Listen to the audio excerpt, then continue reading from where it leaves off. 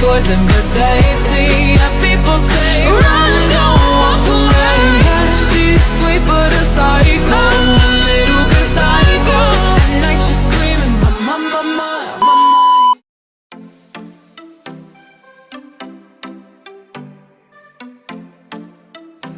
Pada praktikum kali ini, kita akan melakukan percobaan pemantulan cahaya pada cermin datar. Untuk langkah yang pertama, menyusun lampu senter dan celah cahaya di depan cermin datar.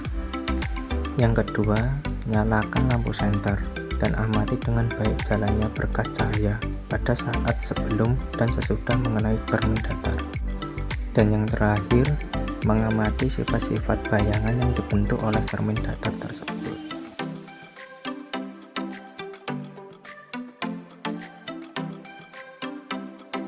Kesimpulannya, percobaan pemantulan cahaya pada cermin datar.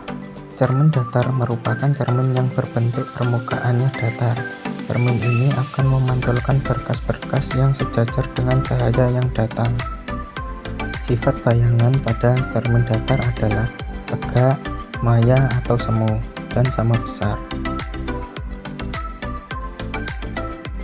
Selanjutnya, kita akan melakukan percobaan pemantulan cahaya pada cermin cembung.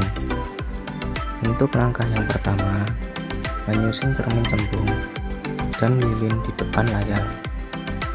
Yang kedua, menyalakan lilin dan amati dengan baik jalannya berkas cahaya pada saat sebelum dan sesudah mengenai cermin cembung. Dan yang terakhir, mengamati sifat-sifat bayangan yang dibentuk oleh cermin cembung tersebut. Kesimpulannya, cermin cembung adalah cermin yang memiliki permukaan melengkung keluar. Cermin cembung disebut juga sebagai cermin negatif karena sifat divergen yang cerminan. Artinya, cermin cembung dapat menyebarkan sinar dan cahaya. Sifat bayangan cermin cembung yaitu tegak, diperkecil, maya atau semu. Selanjutnya, kita akan melakukan percobaan pemantulan cahaya pada cermin cekung. Untuk langkah yang pertama, menyusun cermin cekung dan lilin di depan layar.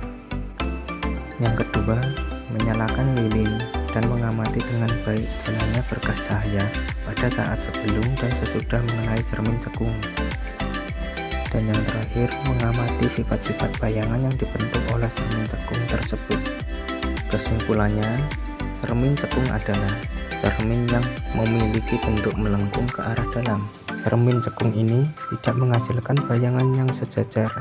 Proses pemantulan cahayanya pun terjadi saat cahaya yang dipantulkan mendekati titik fokus cermin. Sifat bayangan cermin cekung tergantung pada letak benda. Yang pertama, jika benda diletakkan di ruang satu, bayangan akan bersifat maya, tegak, dan diperbesar. Yang kedua, jika benda diletakkan di ruang dua, bayangan akan bersifat nyata, terbalik, dan diperbesar. Dan yang terakhir, jika benda diletakkan di ruang 3, bayangan akan bersifat nyata, terbalik, dan diperkecil.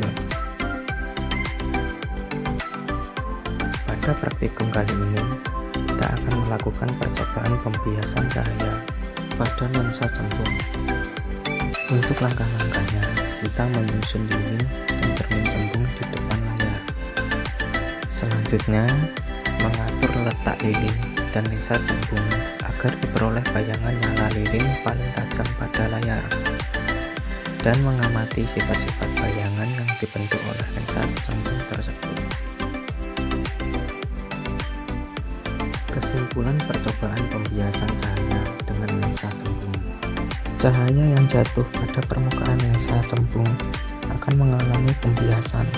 Berkas-berkas sinar datang akan dibiaskan sehingga berkas-berkas sinar biasnya mengumpul. Lensa cembung bersifat konvergen, mengumpulkan sinar-sinar yang dibiaskan pada satu titik.